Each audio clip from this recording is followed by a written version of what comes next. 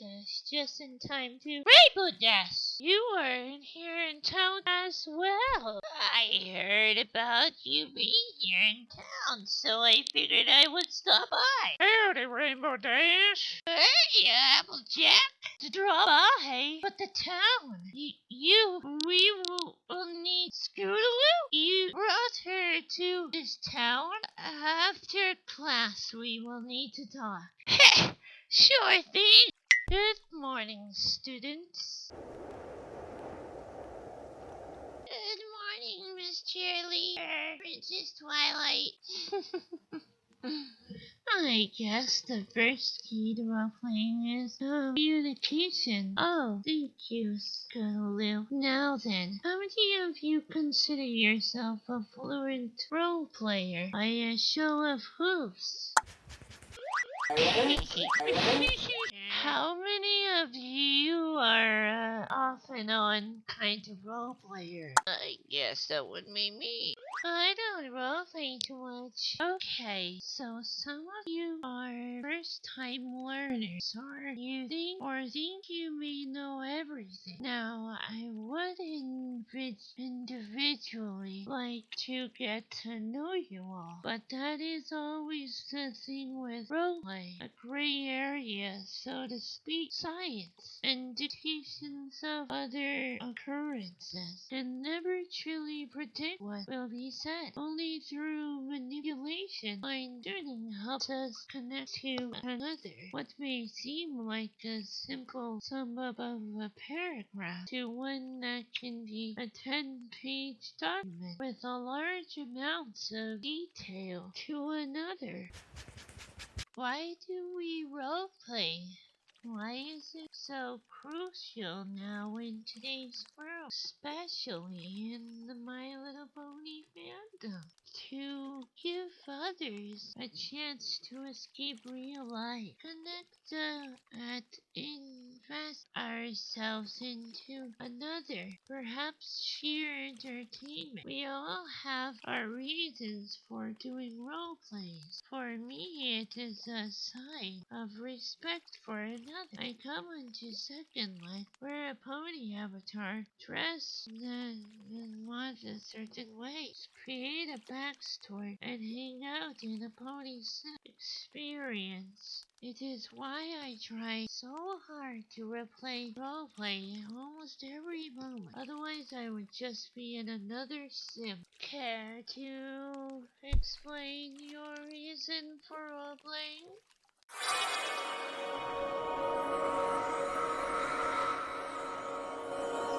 Sorry.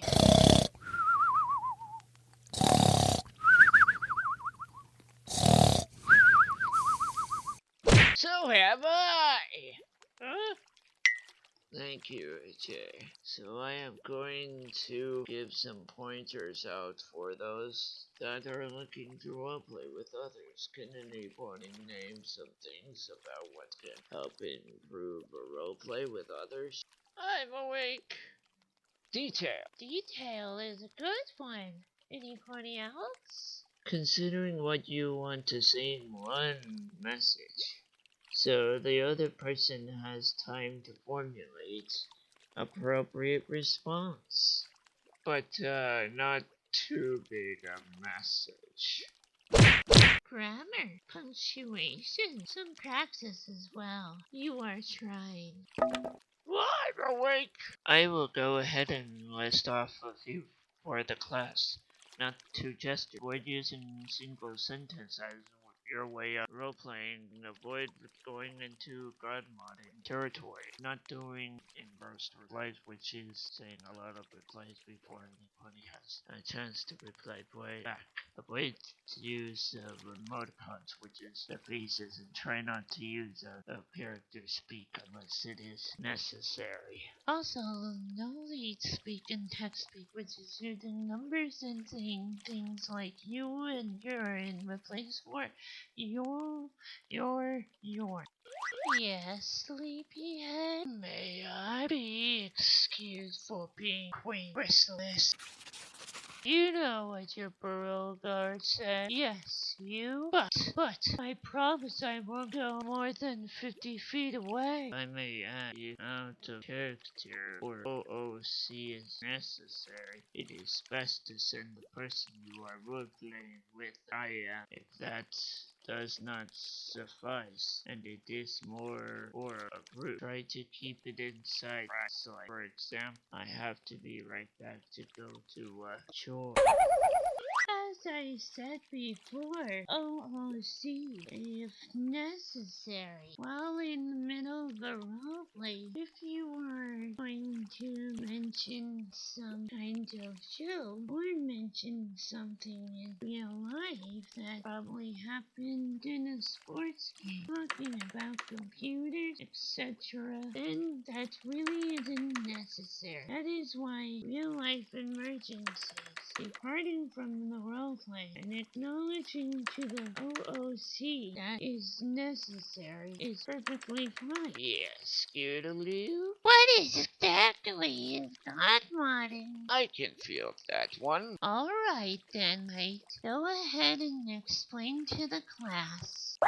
Making stage and then so I cut off your head or took the bag and no one saw. Perhaps I should have also left it off avoid Twix as they spam the chat. And I am going to beat Cookie after class. Basically, any situation where you dictate what happens. Oh, so you don't give characters a chance to react or respond more or less? And don't even try to offer choices, pretty much. God modding is the use of supreme power, invincibility without weakness, or an action that no pony can really defuse or debunk. But if you are a god, then is it okay to do that? Only if you're on the sim. May I give destruction of my thoughts on what God modding is? Oh, the reason you can't use God as an example is every Prince Celestial was struck down by a changeling queen, and she holds almost ultimate power. Even Princess. Even Discord has weaknesses. Let us take Rainbow Dash, for example. She sees herself as an amazing, awesome Pegasus. But she has weaknesses too, like, being a total great friend. I already know one of her weaknesses. Yeah, bunch of apple ciders. Or like arrows a bit. Scootaloo! Sorry about that. You were wanting to give your definition of God modding.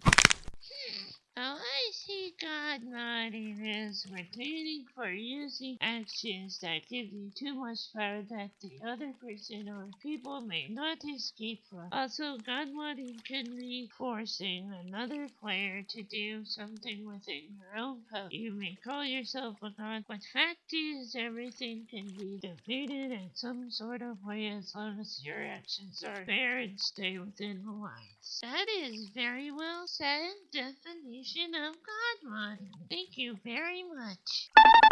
Now then, here are some helpful tips to really make sure you do well in roleplay. First impressions on the situation presented. Sure, I can stroll up and say hi to a fellow pony, but what if I accidentally walked into a tense situation? Observe it for a moment. What is going on with the other ponies? Read their facial expressions. Wait until a few of them talk to get a grasp before turning head on to a situation. Granted, if some pony introduces themselves to you or says hello to you first, then it is alright to say hello back. When roleplay, try to match the length of your text to the pony who posted the longest text of roleplay. It ensures others who are here to roleplay and to be a part of something rather than hindrance to their good times. Be sure to show grammar as well. The most can get away as long as they don't misspell. And the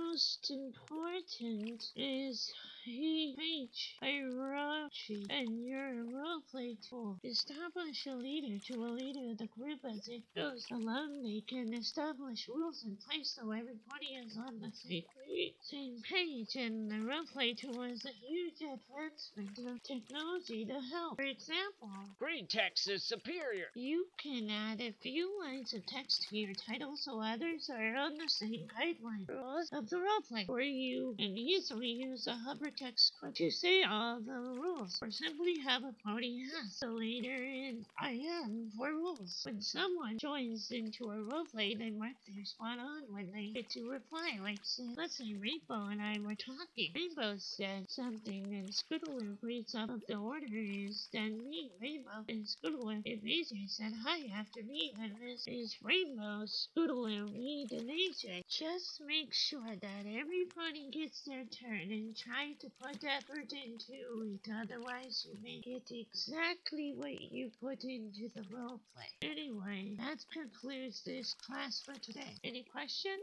What if during our example roleplay that you were talking to me and waiting for my response? Would I still have to wait until Reba said something, even if she had nothing to add at the moment before I could speak? At that point, the leader can put a time restraint on how long to wait if the roleplay is getting very noticeably slowed down. It'll help speed the roleplay back up, and then Pony who has taken their time can post at a more leisurely pace. Yes, Cookie? Okay, I understand. Now it's just curious if the turn thing was static or not. Makes more sense now. Also, appointing a leader is determining who is more of the middle pony when it comes to guideline and rules. So everybody has a chance to participate, or some pony can volunteer to be the leader.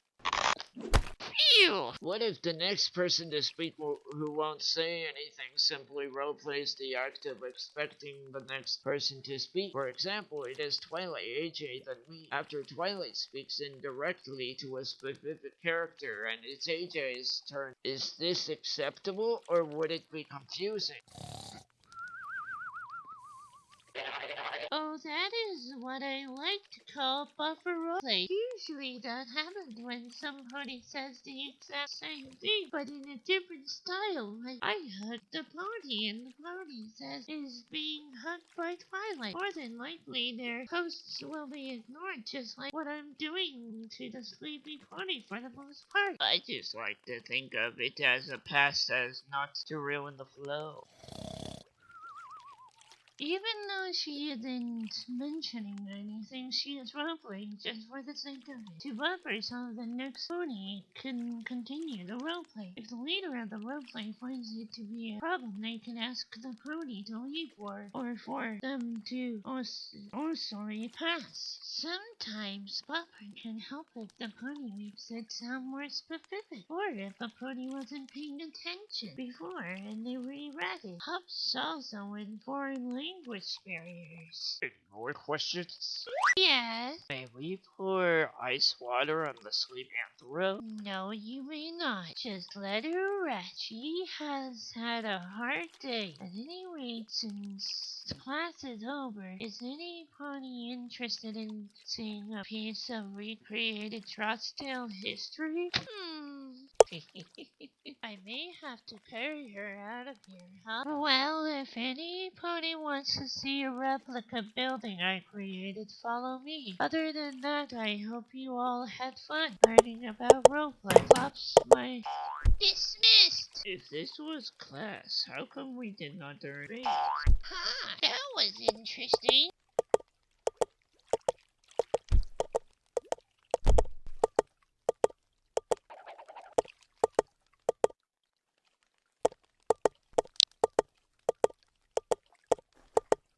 You've grown up so much, Scootaloo. Same can be said for you.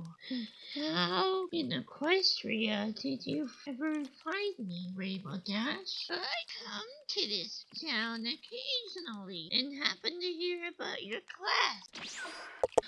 When I was announcing the class, I was testing to see what kind of towns ponies lived here. But most from what I got so far is ponies that don't recall getting here other than falling asleep and being on the tree. At any rate, would you three like to come to this new house I saw?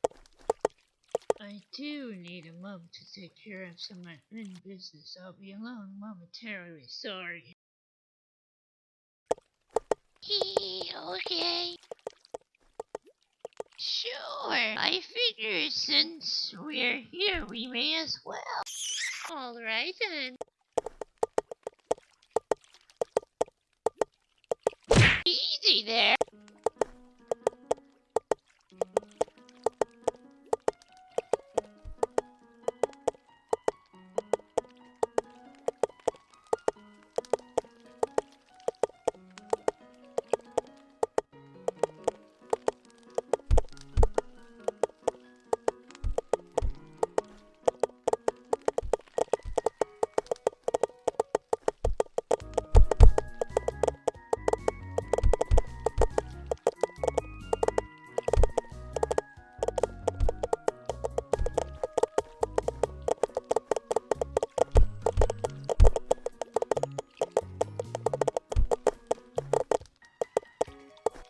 Oh, this is different. And it even has a fireplace. Wow, this is a bit different than what I usually see. Yeah, it is a cute style home. I am sure Pinky would love to have a home like this. It just screams her. Oh, she'd probably decorate candy around it and eat her home. New house gonna need some crackling logs for this fireplace with firework camps. I think I've seen Pinky in this town. In fact, I think this is the first time I've seen Applejack around as well. You? Yes, this house can certainly use a little bit of heat to alleviate the cold nights here. It definitely has a cozy feel to it. Small, but not too small. The fact that it has some variety actually makes it seem bigger. Just elements of interior design.